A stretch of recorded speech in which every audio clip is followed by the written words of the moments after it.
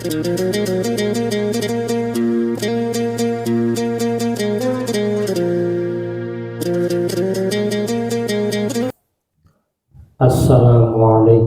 warahmatullahi wabarakatuh.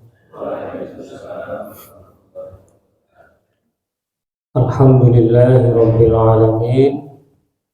Alhamdulillahilladzi hadana li hadza wa ma kunna linahtadiya laula an hadana Allah.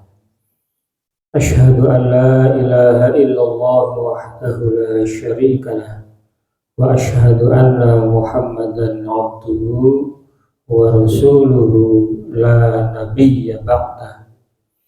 Allahumma sholli wa sallim wa barik ala nabiyyina Muhammad wa ala alihi wa ashabihi wa man tabi'ahum bi ihsanin ila yaumil qiyamah.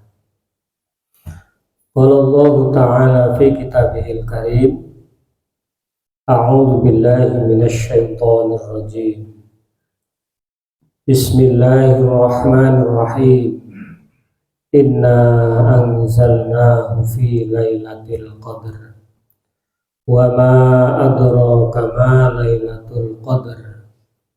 Lailatul qadri khairum min alfi syahr. Tanazzalul malaikatu warruhu fiha bi'izni rabbihim min kulli amr. Salamun hiya hatta matla'il fajr. Shadaqallahul azim. Amma ba'd. Jamaah sholat subuh Masjid Al-Muhtadin yang berbahagia rahimakumullah. Mari kita berdoa terlebih dahulu untuk mengawali pengajian kita di pagi hari ini bersama-sama. Bismillahirrahmanirrahim. Bersama-sama. Bismillahirrahmanirrahim. Raditu billahi rabbah wa bil islami dina wa bi Muhammadin nabiyya wa rasulah. Rabbi zidni ilma warzuqni fahma. Amin. Saya mimpin doa. Kalau tadi bangun tidur ada yang belum berdoa. Alhamdulillahilladzi ahyana ba'dama amatana wa ilaihin nusyur. Doa setelah makan dan minum. Alhamdulillahilladzi at'amana wa saqona wa ja'alana minal muslimin. Amin. Saya sangat meyakini yang hadir ini pasti ada yang belum baca doa bangun tidur. Tidak usah ngacung, ngaku saja dalam hati. Yang kedua juga belum berdoa setelah makan dan minum. Mudah-mudahan dengan saya mengingatkan, sahlah sudah panjenengan sebagai seorang muslim yang sejati. Karena ciri orang muslim itu kan sebelum melakukan pekerjaan selalu berdoa. Selesai mengerjakan pekerjaan juga berdoa. Inilah ciri seorang muslim yang sejati. Dan inilah bedanya dengan orang-orang non-Islam. Orang non-Islam kan yang penting kerja dulu. kerja, kalau berhasil nembe matur nuwun ya Allah. Nah, gitu. Kalau tidak berhasil dilaknat ya Allah. Kalau kita tidak, tetap berhasil tidak berhasil harus mengucapkan alhamdulillah, karena semua itu adalah manusia sifatnya berikhtiar, berusaha, yang akan menentukan Allah Subhanahu wa Ta'ala. Bapak Ibu jamaah sholat subuh yang berbahagia rahimakumullah, ayat yang saya baca tadi adalah surat Al-Qadar. Inna anzalnahu fi lailatul qadar. Sesungguhnya kami Allah telah menurunkan Al-Quran pada malam Lailatul Qadar. Kemudian ditanyakan, wa ma adraka ma Lailatul Qadar. Apakah malam Lailatul Qadar itu? Dijawab, Lailatul Qadri khairum min alfi syahr.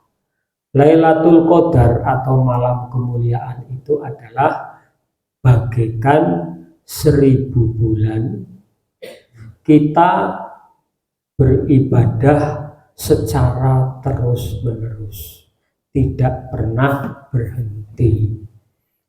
1000 bulan itu pinten tahun nggih?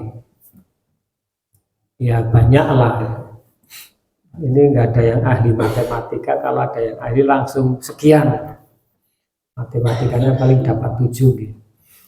Saya dapat 5. Ya banyak.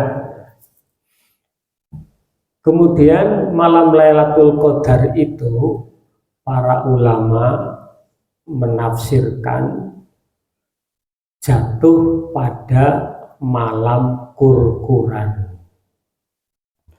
Tetapi malam Qurquran ini terjadi saat Rasulullah Shallallahu Alaihi Wasallam masih hidup.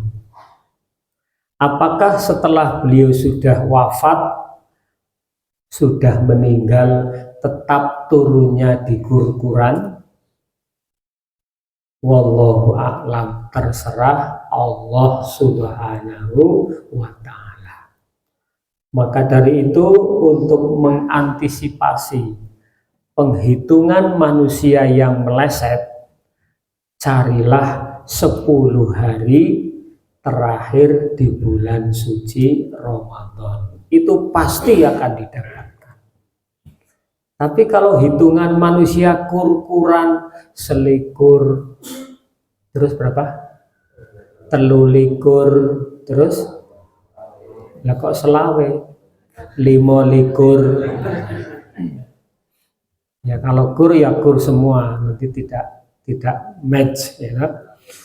25, terus 27, 29. Itu kalau tidak meleset dan tidak salah. Kalau salah, maka dari itu untuk mengambil jalan tengahnya, carilah 10 hari di 10 terakhir bulan Ramadan. Kita sudah ketinggalan berapa hari? Puasa kita tinggal berapa hari?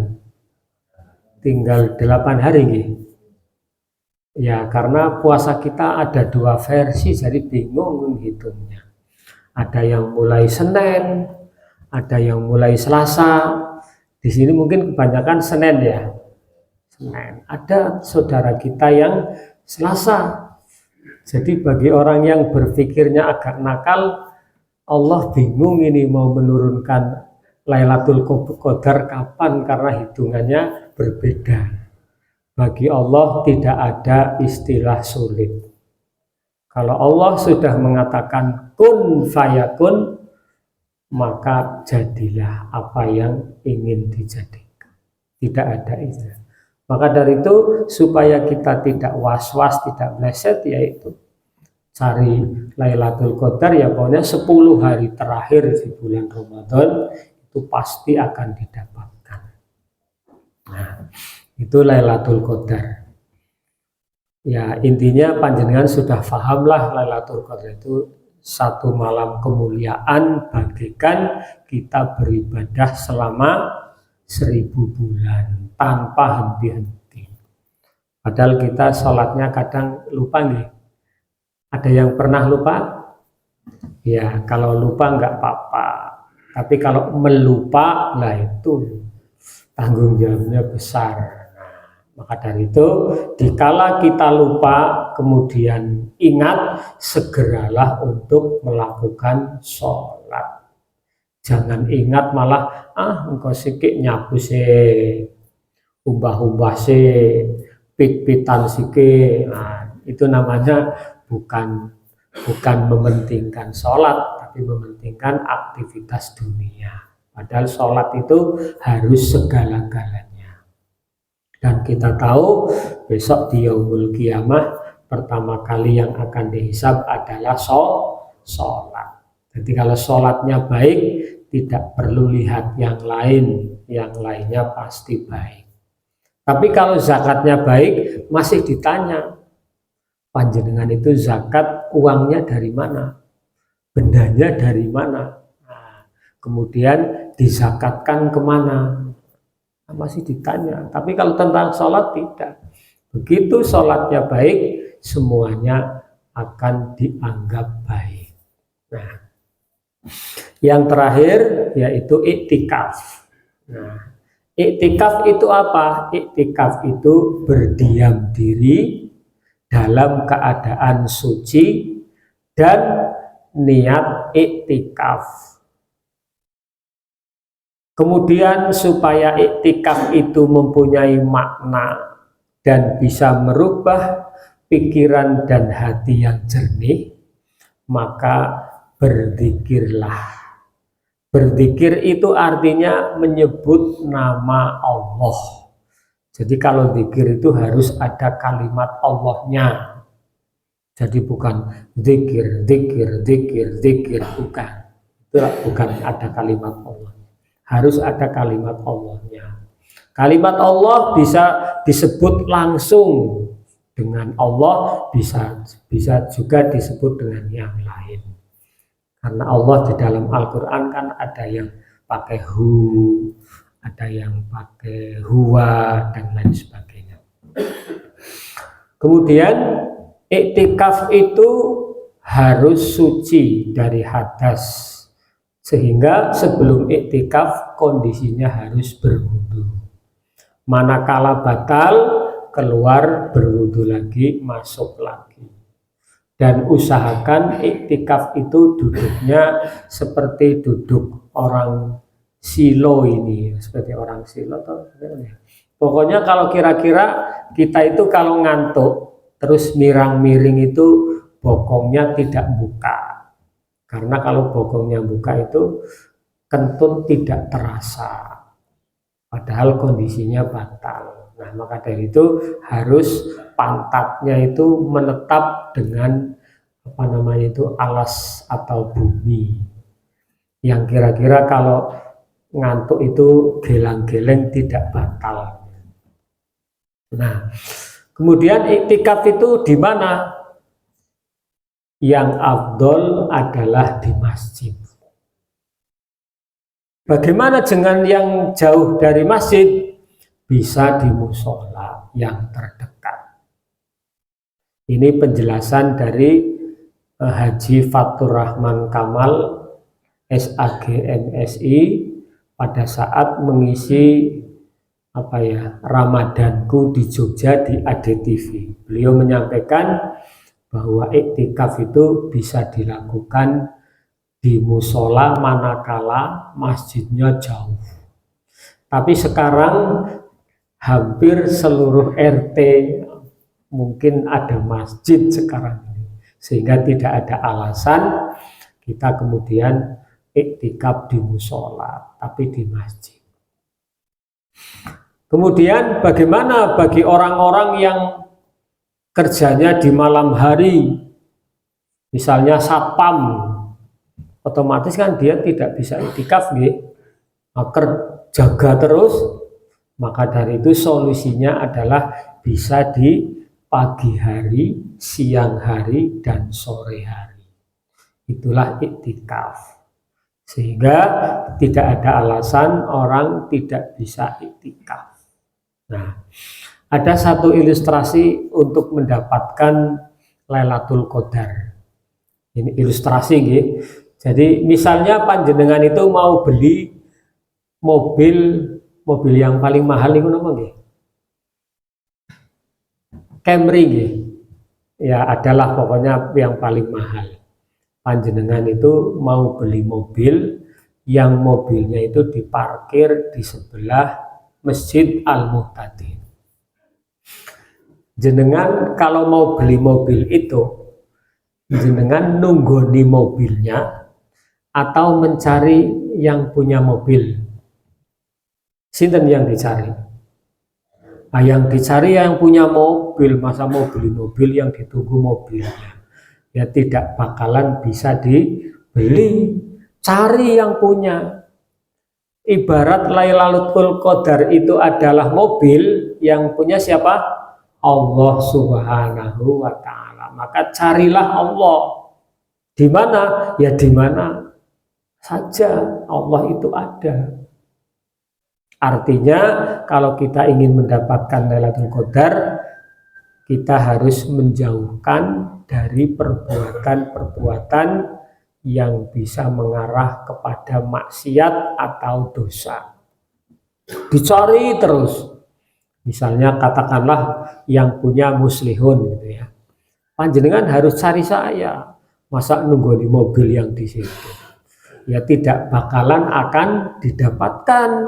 Cari, oh ternyata Pak Muslihun rumahnya di Dongkelan Kauman RT 06. Cari, tanya. Litanya sejak malam 20 sampai malam 29 baru ketemu. Setelah ketemu dengan Pak Muslihun, Assalamualaikum Pak Muslihun. Wah, kok ada tamu agung, kersanipun menapa? Mohon lenggah rumiyin. Saya ini kepingin beli mobilnya Pak Muslihun yang diparkir di Masjid Al-Muhtadin. Saya cari sejak tanggal 20 Ramadan sampai tanggal 29 baru ketemu. Bagaimana Pak Muslihun? Oh begitu. Ya sudah, karena jenengan ligolek sejak tanggal 20 sampai 29 Ramadan. Panjenengan sudah muter-muter kemana-mana toh, sudah meninggalkan yang dilarang oleh Allah dan lain sebagainya. Sekarang mobil itu tidak usah dibeli, saya berikan.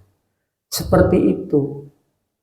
Jadi kita mencari Lailatul Qadar juga begitu, tidak malam ini cari, besok tidak, besoknya lagi tanya. Maka dari itu kalau Allah sudah kun fayakun, sudah menghendaki apa yang akan terjadi, maka kita akan bisa mendapatkan Lailatul Qadar itu dalam bentuk apa? Mobil. Wah, luar biasa toh. Nah, maka dari itu marilah kita beberapa hari ke depan kita polkan, kita gaspol untuk selalu melaksanakan keutamaan ibadah-ibadah di bulan suci Ramadan, di samping juga ibadah-ibadah wajib yang sudah disyariatkan oleh Al-Quran maupun Kanjeng Nabi Muhammad SAW. Saya kira ini yang bisa saya sampaikan dalam kesempatan ceramah subuh pada pagi hari ini. Mudah-mudahan beberapa hal bisa memotivasi kita semua untuk selalu menjadi orang yang baik dimanapun kita berada, dan selalu berbuat baik dimanapun kita berada kepada siapapun. tidak perlu pilih-pilih.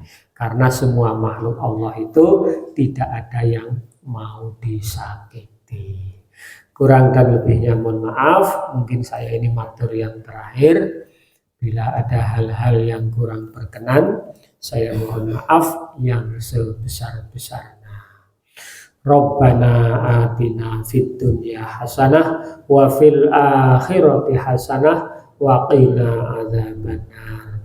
Rabbana taqabbal minna innaka antas samiul alim wa tub alaina innaka antat tawwabur rahim wa adkhilnal jannata ma'al abror ya azizu ya ghafar ya rabbal alamin.